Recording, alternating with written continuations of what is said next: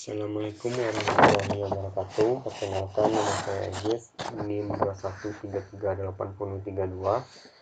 Di video ini saya akan mempresentasikan sebuah materi yang terkait tentang energi alternatif biofuel. Yang pertama, kita masuk ke definisi dari biofuel tersebut, yaitu bahan bakar yang berasal dari sumber hayati atau tumbuhan, atau sering disebut dengan BBN. BBN itu sendiri adalah singkatan dari bahan bakar nabati. Biofuel itu menggunakan sumber daya alam yang dapat diperbarui sebagai bahan dasarnya. Fungsi utama biofuel tentu sebagai energi alternatif, yaitu sebagai pengganti bahan bakar fosil di bumi kita ini. Selain minyak bumi dari fosil, utamanya biofuel digunakan sebagai bahan bakar kendaraan, pembangkit listrik, dan kegiatan rumah tangga seperti memasak. Untuk materi selanjutnya, kita masuk ke jenis-jenis dari biofuel. Yang pertama itu ada bioetanol yang berasal dari alkohol, yang memiliki struktur layaknya bir atau anggur. Kenapa berasal dari alkohol? Karena proses pembuatannya ini melalui proses yaitu fermentasi atau pembusukan. Produksi bentuk bahan dasarnya yaitu seperti umbi, jagung, tebu, yang kemudian bahan dasarnya ini difermentasikan atau dibusukkan. Proses ini membutuhkan banyak energi untuk pemanasannya. Memproduksi etanol dari selulosa merupakan langkah-langkah yang sulit dan mahal dan masih menunggu penyelesaian masalah teknisnya. Untuk karakteristik dari bioetanol sendiri adalah yang pertama memiliki angka oktan yang tinggi, yang kedua mampu menurunkan tingkat opacity asap, emisi partikulat membahayakan kesehatan, serta emisi CO dan CO2. Yang ketiga mirip dengan bensin sehingga penggunaannya tidak memerlukan modifikasi mesin. Yang keempat tidak mengandung senyawa timbal. Selanjutnya yaitu biodiesel. Biodiesel sendiri diproduksi dari minyak atau lemak yang berasal dari tanaman. Biodiesel ini umum digunakan di Eropa. Biodiesel diproduksi dari minyak atau lemak menggunakan transesterfikasi dan merupakan cairan yang komposisinya mirip dengan diesel mineral. Proses pembuatan biodiesel ini mempunyai senyawa utamanya yaitu ester. Biodiesel telah banyak digunakan sebagai bahan bakar pengganti solar. Bahan baku biodiesel yang dikembangkan tergantung pada sumber daya alam yang dimiliki oleh suatu negara.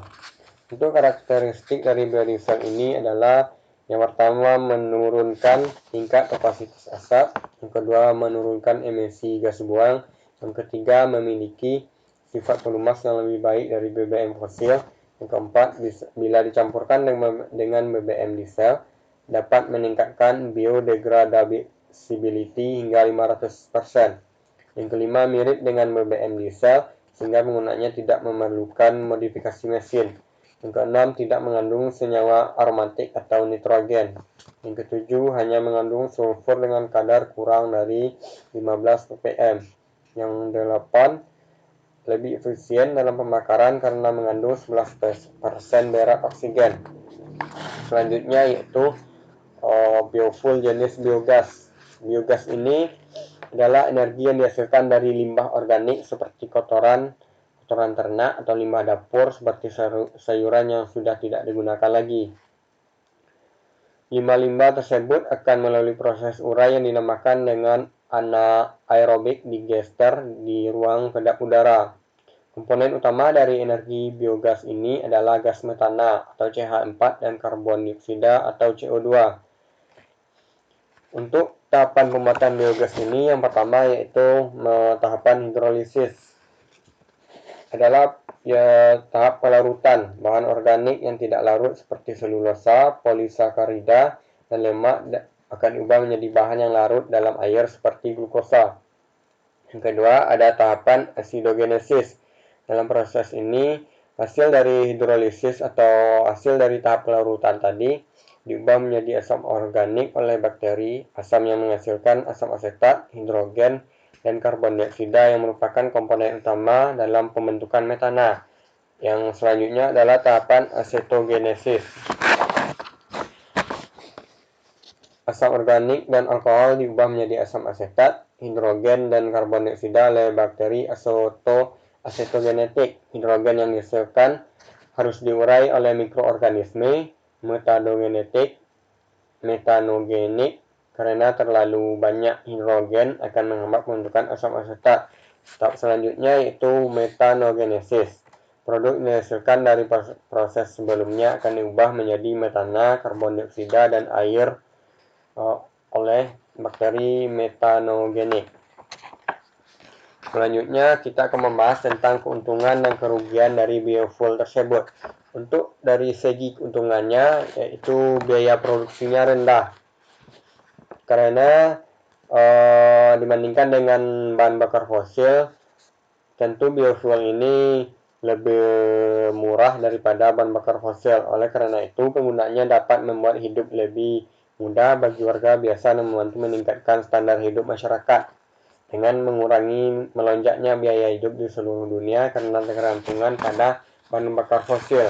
Yang kedua, keuntungannya adalah merupakan energi terbarukan atau biasa kita sebut sebagai yang dapat diperbarui.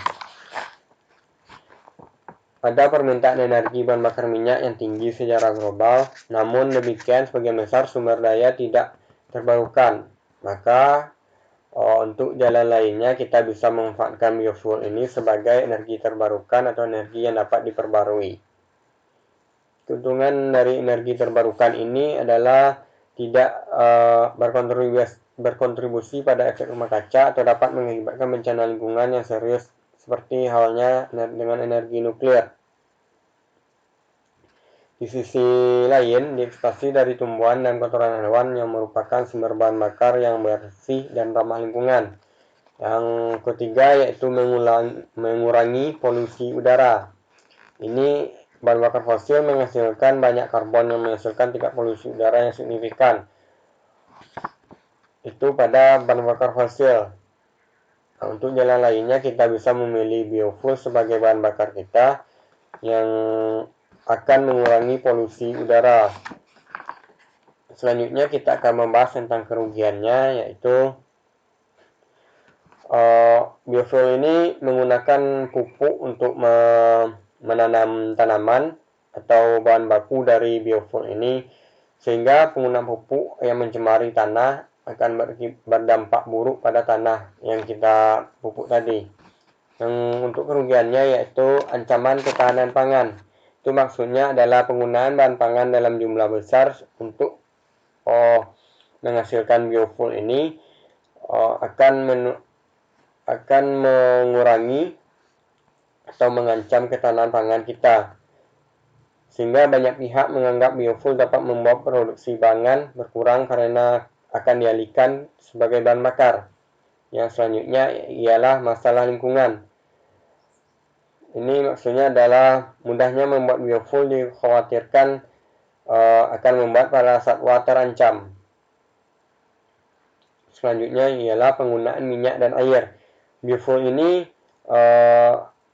memang melepaskan jejak karbon lebih sedikit dibandingkan dengan bahan bakar fosil, tetapi menggunakan bahan baku dan produksinya yaitu minyak dan air, sehingga situasi ini akan menjadi masalah baru sebab biofuel akan memiliki dampak lingkungan serupa seperti minyak bumi. Untuk sekian untuk materi kali ini, yaitu terkait tentang energi alternatif biofuel. Jika ada salah kata saya mohon maaf. Assalamualaikum warahmatullahi wabarakatuh.